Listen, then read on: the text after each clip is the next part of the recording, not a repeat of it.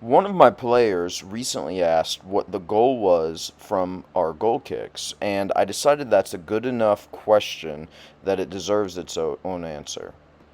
Very simply, what we're trying to do is get the ball into the midfield, get it away from our goal, get it towards the enemy goal, get it into this blue zone here. When the ball's there, we're in the midfield. We're no longer defending. We have a chance to go attack and threaten the enemy. Watch Barcelona. They're the team on the ball, and they also are trying to get the ball into the midfield, trying to go score the goal.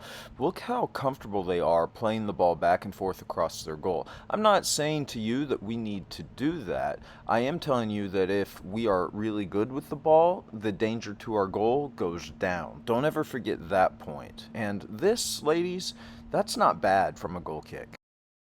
Take a moment to orient yourself. You see the box, there's us, and here's the enemy in a really high press. So they're the red dots, we're the blue dots. And notice the space that they leave for us. And the blinking player here, she's going to be really fast, really good this year. And because of that, we have an opportunity to play into this space. If the enemy wingbacks vacate that space, I think that the solution can be as simple as playing through all of them. So there's a red wall that arrives, there's an outlet, put the ball into the space, and then notice we win the ball and we begin transitioning and we catch opponents on the counter.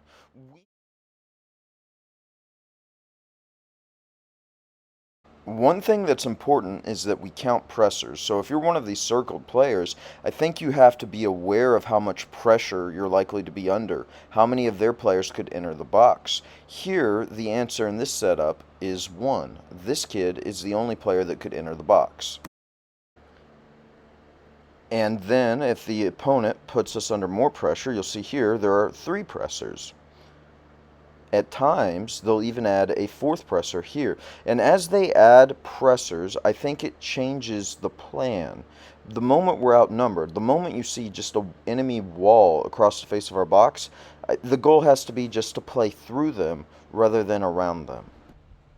And the reasoning is simple. If the enemy is parked outside of our box using 4 players, there's space and teammates that are open that we can use.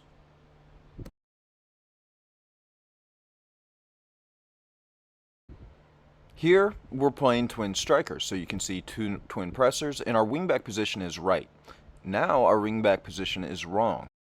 Watch it again. Right now, this player is a long ways from the presser here. If they're higher up the field, they're very close to the player that's defending them.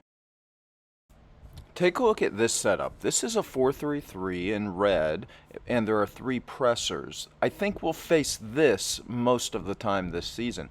And the key thing is to understand firstly what these 3 players are doing and also where they're starting. Is it a narrow or expanded front 3? So here you see they're very narrow. All 3 of them are inside the box. Here you see an expanded front 3. If you are a center back, you just want to triangulate yourself off of them. So there's the triangle, and you want to be as far from either of those 2 pressers as possible. And if you're the wing back for us, this player or this player, right now you want to be high up the field in the blind spot of these 2 players. That way they cannot see you and the ball. Makes it very hard for them to defend you. Alrighty, now when we start the game, the key question becomes, who presses the ball for the enemy? It's a given, I think, that that kid will do it, but what about this player? Will she enter the box if we play it to our center back on our right? If the answer is yes, I think there's a simple 2v1 between the center back and the wing back. And there you see it right there. The wingback just goes and collects it, she turns, and we are out. Mission accomplished. Great job. If, on the other hand, this player is primarily oriented towards keeping the ball off the wingback and forcing play inside, then that makes their center forward the primary presser. So there you see they're wide forward dealing with our wingback, and that allows our center back just to carry the ball up the field on the dribble.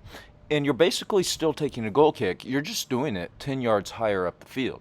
And as always, The midfielders need to be working to get uncovered. The forwards need to be reading action triggers, and the space that you see here, if we get jammed, we can always put the ball there and live to fight another day.